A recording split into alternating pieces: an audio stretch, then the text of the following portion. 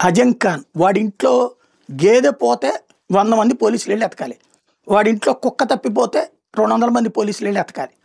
అంత విధంగా ఒక చలాయించాడు ఒకప్పుడు ఉత్తరప్రదేశ్. మనుషుల ప్రాణాలు బహిరంగంగా తీస్తాడు, చెట్టుకు కట్టేసి హిందువుల ప్రాణాలు తీస్తాడు ముస్లిం అమ్మాయిని పెళ్లి చేసుకున్నందుకు. కానీ అంత రాక్షసుడు వాడు.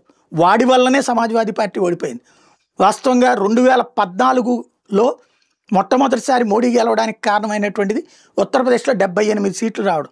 ఆనాడు జరిగింది ఏంటి, దానికి ముందు ఏదైతే 2012 సంవత్సరం సందర్భంలో ఒక ఎవరైతే జాట్లకు సంబంధించినటువంటి అబ్బాయి ఒక ముస్లిం అమ్మాయిని ప్రేమించి పెళ్లి చేసుకున్నాడు. ఆ జాట్ల అబ్బాయికి ఇంకొక అబ్బాయి సహకరించాడు.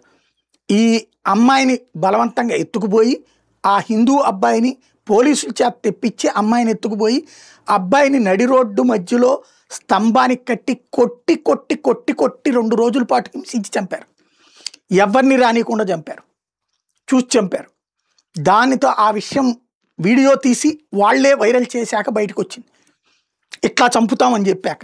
అప్పుడు ఆగ్రహించినటువంటి జాట్లు వాళ్ళు, అక్కడ ఆ ఏరియాలో ఉన్న జాట్లు లారీలు నడుపుతుంటారు అనమాట.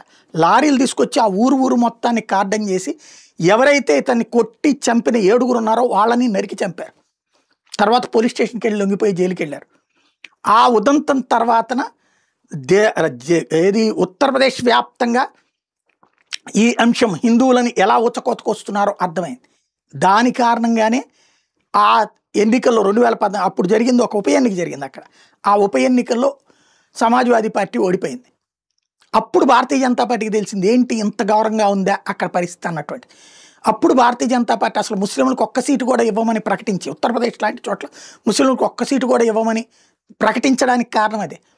ఆ ప్రకటన ఇంపాక్ట్ 2012లో గెలిచింది. అందుకని ఆ తర్వాత 2016లో జరిగిన ఎన్నికల్లో 300కి పైగా సీట్లతో అక్కడ అసెంబ్లీని కైవసం చేసుకుంది. ఆ తర్వాత మళ్ళీ 2019 ఎన్నికల్లో కూడా 60కి పైగా సీట్లతో గెలిచింది భారతీయ జనతా పార్టీ. ఈవెన్ 2019 తర్వాత 21లో జరిగినట్టు ఉత్తరప్రదేశ్ ఎన్నికల్లో మళ్ళీ ఘన విజయం సాధించింది.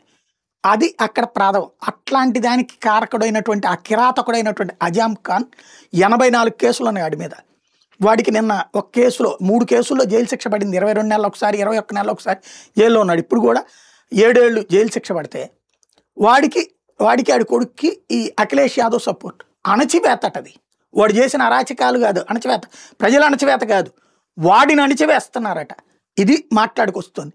ఇలాంటి సొంటలు రాజకీయ నాయకులకు ఉంటే అట్లాంటి సొంటల్ని మత మౌఢ్యంతో లేకపోతే కనుక ఓట్ల కోసం ప్రజల ప్రాణాలు తీసే వెధవల్ని వెనకేసుకొచ్చేటటువంటి వాళ్ళు ఉన్నంత వరకు ఈ దేశంలో ప్రజాస్వామ్యం పరిడివిల్లుతుంది అనేది అనుమానం.